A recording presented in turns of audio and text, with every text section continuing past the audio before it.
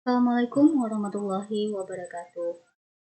Bertemu lagi dengan saya Pamayasari. Kali ini saya ingin menjelaskan laporan arus kas untuk TKMP yang lebih sederhana daripada laporan yang telah saya share di minggu sebelumnya. Nah, laporan untuk arus kas TKMP yang kali ini itu memerlukan uh, tiga konten. Yang pertama catatan penerimaan, yang kedua itu catatan pengeluaran, dan yang ketiga rekapitulasi. Nah, mari kita lihat dulu untuk catatan penerimaan kas. Nah, catatan penerimaan kas ini dibuat per bulan ya. Dibuat per bulan, jadi di sini kita mencatat jumlah uang yang kita terima dalam satu bulan dalam usaha kita. Dan di sini kita buat nama si pelaku usaha, kemudian jenis usahanya apa, kemudian bulannya, misalkan katakanlah sekarang ya, bulan Oktober tahun 2024.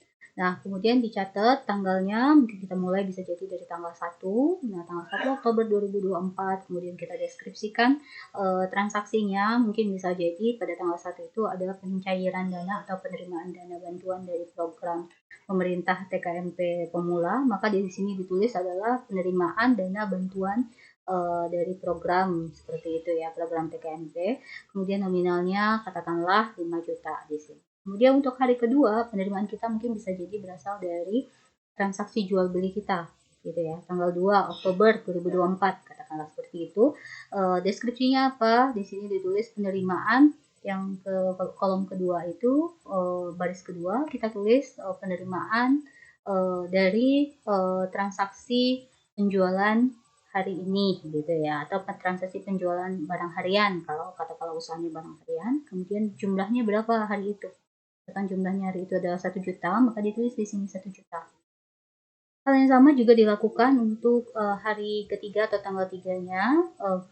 Jika ada penerimaan di hari itu, maka kita catat di deskripsi transaksinya, jenis transaksinya apa, kemudian jumlahnya berapa. Nah, di akhir bulan, maka semua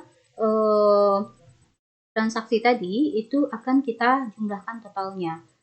Nah, katakanlah di sini mungkin dalam satu bulan itu total penerimaan kita ada 10 juta, seperti itu ya.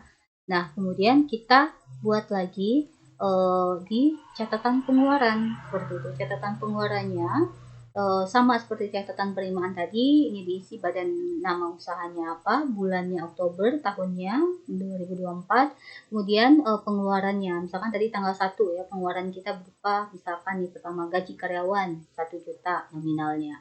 Terus yang kedua gitu ya, tanggal 2 Oktober 2024 gitu. Yang kita keluarkan apa? Misalkan yang kita mengeluarkan uang untuk membeli token listrik seperti itu.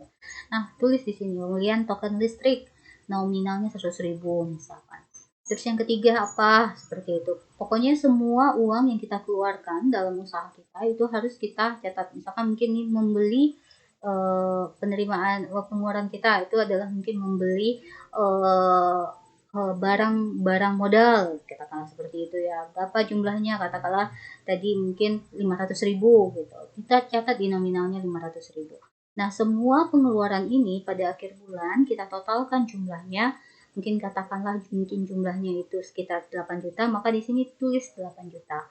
Nah, pada saat akhir bulan tadi, jumlah uang yang diterima tadi di laporan di catatan penerimaan tadi, misalkan tadi kita sepakat 10 juta, maka di sini ditulis 10 juta totalnya. Ya, di akhir bulan kan tadi sudah ditotalkan 10 juta ya, maka di sini ditulis 10 juta di bulan Oktober penerimaannya. Kemudian pengeluarannya.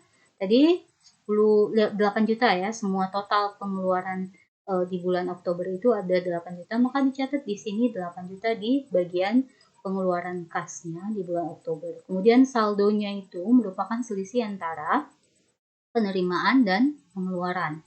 Nah, 10 penerimaannya 10 juta, pengeluarannya 8 juta, maka selisihnya adalah 2 juta, itu adalah saldo di bulan Oktober seperti itu.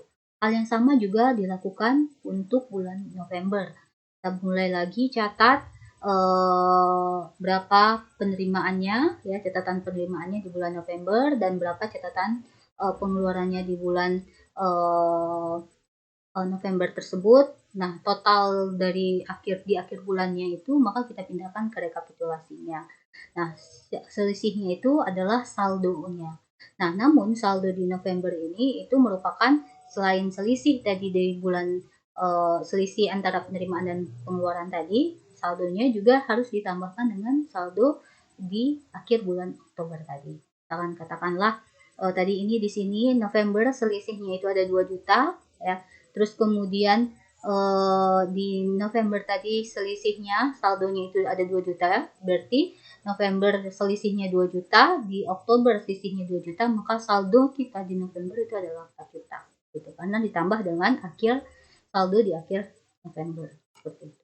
Mungkin itu yang bisa saya jelaskan, semoga bermanfaat. Mohon maaf jika ada kekurangan. Wabillahi taufiq wal hidayah. Wassalamualaikum warahmatullahi wabarakatuh.